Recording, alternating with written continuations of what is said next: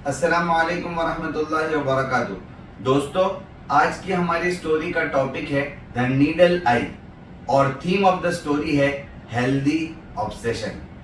जी हाँ दोस्तों, healthy obsession का मतलब होता है सेहतमंद जुनून, यानी पागलपन भी कभी सेहतमंद हो सकता है। आइए इस स्टोरी के जरिए से जानते हैं सीविंग मशीन यानी सिलाई करने की मशीन कैसे इन्वेंट हुई। इसके बारे में कई स्टोरीज कही जाती है, जिसमें से एक स्टोरी 1845 में मौजूद इलियास होउ नामी शख्स की तरफ मंसूब है।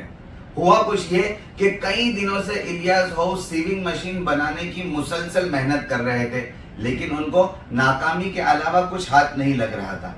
एक दिन रात में बहुत गौर व फिक्र करते हुए उनकी आंख लग जाती है और वो ख्वाब में देखते हैं कि एक वहशी बादशाह ने 24 घंटे की मुद्दत में उनको सीविंग मशीन बनाने का हुक्म दिया है और अगर वो ये हुक्म पूरा न कर पाए तो उनको कत्ल कर दिया जाएगा।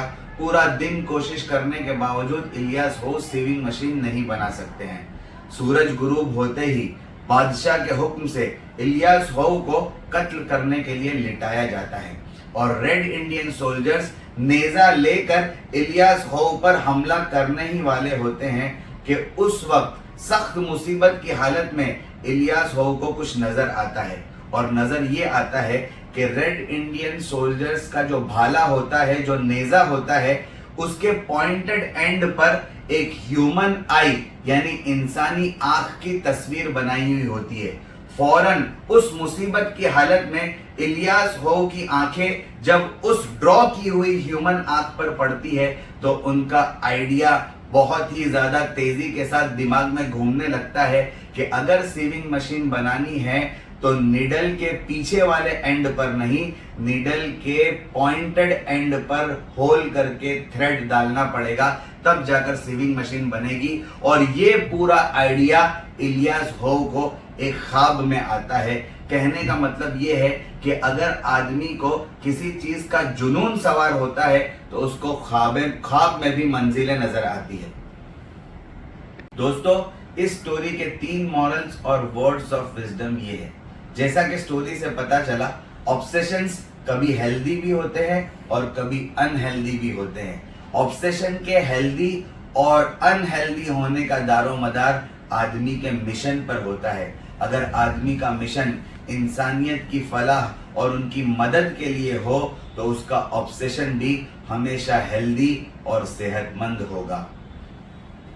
नंबर 2, एपीजे कलाम साहब का बहुत ही मशहूर कोट है कि ख्वाब वो नहीं होते जो नींद में आते हैं, बल्कि ख्वाब वो होते हैं जो सोने नहीं देते। आदमी को जब किसी चीज को हासिल करने का ऑब्सेशन सवार हो जाता है तो वो कभी चैन की नींद नहीं सो सकता। इसलिए मेरी नसीहत ये है, हमेशा कार आमद और मुफीद चीजों को अपना ऑब्सेशन बनाइए, बेकार और फजूल चीजों को अपना ऑब्सेशन हरगिज मत बनाइए। नंबर 3, तारीख के कामयाब तरीन लोगों की जिंदगियों को उठाकर देख लीजिए। सबसे पहले उनको किसी काम के करने का जुनून सवार हुआ, फिर लोगों ने उनको पागल कहना शुरू किया और उसके बाद ही कामयाबी ने उनके कदम चूमे। दोस्तों, हेल्दी ऑब्सेशन के टॉपिक पर 3 अच्छी बुक्स के नाम, उनके ऑथर्स के नाम और पब्लिशिंग डेट ये है।